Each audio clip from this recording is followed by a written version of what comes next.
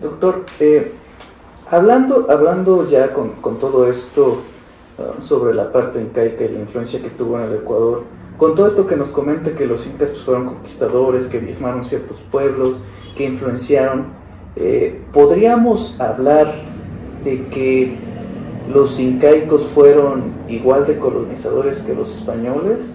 ¿O hay ciertas diferencias en tema de la colonización? Porque pues mucha gente dice, pues es que finalmente pues, los incas, los mexicas eran igual de colonizadores, nada más cambiaron de dominio. Otros argumentan pues, es que los españoles llegaron con una idea de raza, una imposición sociológica, ideológica, económica, militar, despojaron ya de plano muchos temas culturales, religiosos. O sea, ¿podríamos hablar que es lo mismo o ciertamente hay diferencias? Bueno, yo hablo más, como lo escribo en mis textos y mis artículos, hablo de la interculturalidad histórica. Claro. Entonces, la interculturalidad histórica básicamente es la construcción de nuevas identidades basadas en el conflicto, en las alianzas o en los procesos culturales de endoculturación propios. ¿Sí? ¿Por qué lo digo esto? Porque ahí tenemos otra visión, o sea, no es que esto es negro o esto es blanco, sino vamos viendo situación y situación. Por ejemplo, en el caso de los patas, nosotros nunca nos consideramos incas. Claro. O sea, te hablo yo. Si pasa en cambio toda la zona andina de mis hermanos quichos, dicen nosotros somos incas. Pero yo como pata no puedo decir. Claro. Entonces la interculturalidad histórica lo que nos ayuda es a ver la historia desde los propios territorios. Los amazónicos, nosotros no somos incas, nunca llegaron acá ni jamás les dejamos entrar, punto.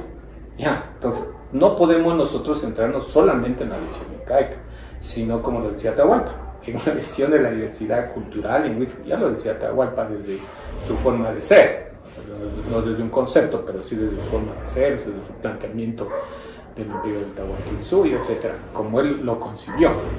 Entonces, desde esta concepción intercultural histórica hay contextos, hay sujetos y hay contextos.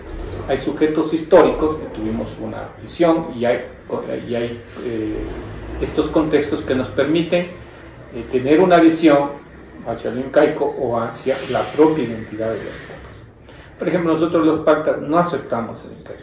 Nosotros más nos identificamos con los shuar, claro. Porque nosotros los pactas consideramos que somos la lengua antigua de los shuar, se instaló en la provincia de Loja como el proto-shuar, y de ahí fue a la Amazonía. Entró a la Amazonía. Vino desde Japón, algunos dicen que vinieron los shuar, llegaron al territorio de Loja en nuestro país y entraron a la Amazonía. Entonces, ese es nuestro sujeto histórico, el palta, y somos un sujeto histórico, tenemos una propia historia, etc. Entonces, no podemos decir. Si tú vas ya a la zona de Otahuala, donde también estuviste, ellos se creen incaico. Yo también les doy la razón porque ahí estuvieron los caranquis. Claro. Ahí se dice hacia Atahualpa, pues nosotros somos propios de nuestro Inca Atahualpa. Sin embargo, si tú estás ahí mismo en el territorio, hay una zona, la zona de Imantaje. Por más que ellos tengan la misma ropa que es básicamente parecida a esta, nosotros no somos incas. Nosotros no somos incas. Nosotros nunca quisimos a los incas.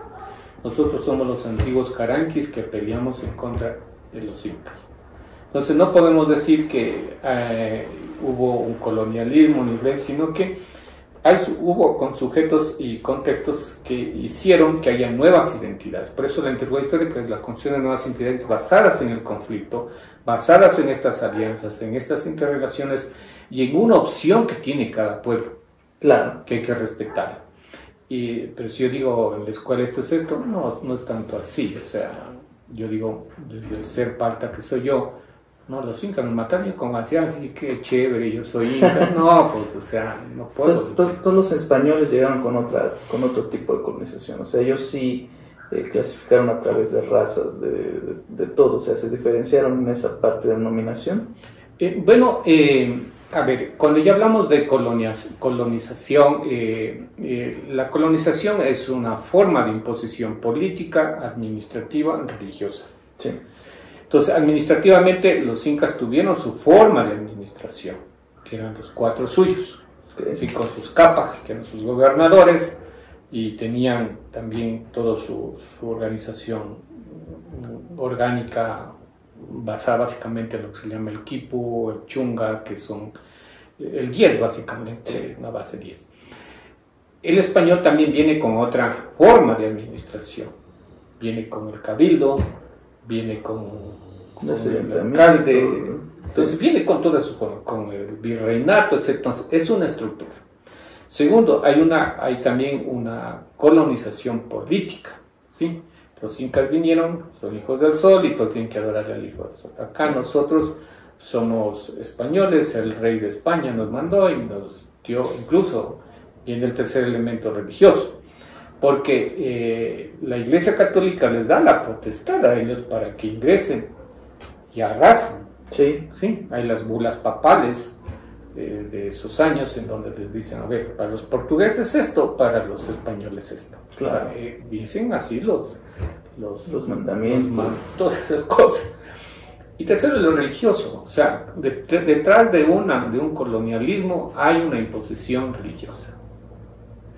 Vino el tema del incayo y el culto al sol. Sí. Mira, tú fuiste a la Amazonía y hay diversidad. Hay el culto al agua, el culto a la boa, el culto al jaguar. Sí, a los delfines, etc. ¿Viste? Sí. Entonces fue otra cosa súper interesante. Y también tenemos en cambio el culto a la religión cristiana basada en la cultura judía, que eso también es importante recalcar. ¿Qué tiene la cultura cristiana o la religión cristiana? Tiene elementos judíos. Por ejemplo, los elementos judíos. ¿Qué es lo que vino acá a América desde los elementos judíos? Por ejemplo, vino, hablemos ya dentro de la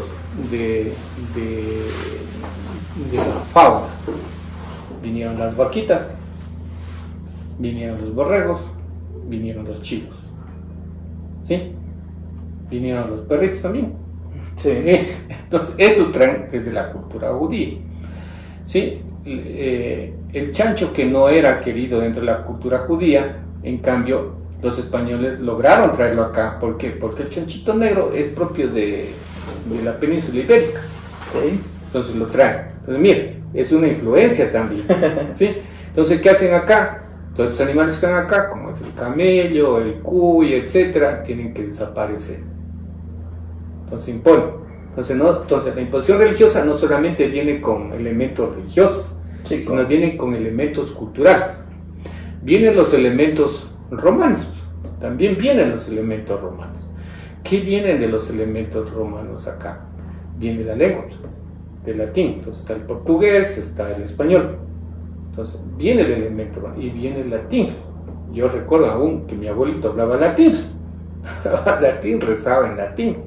Entonces mira la influencia romana, ¿sí? Entonces viene detrás de un colonialismo, viene también una imposición religiosa. Claro. Y eso es en todo el mundo. Entonces en las guerras que ahora a veces termina la guerra y viene la religión detrás. Siempre. Casi siempre. ¿Sí? Entonces, yo no tengo nada en contra de las religiones, además yo estoy en una universidad católica, pero me ha permitido hacer este análisis del colonialismo desde estas visiones. Claro, porque hablamos de la religión quizás de antes, ¿no? De cómo llegaba la imposición, digamos, ya ahorita hablamos de otros contextos. Ahora es más la opción. Sí, Es la opción. Que no estamos en contra, que claro, cada quien es libre, ¿no? Tenga Sino las formas en que llegó y toda la parte histórica.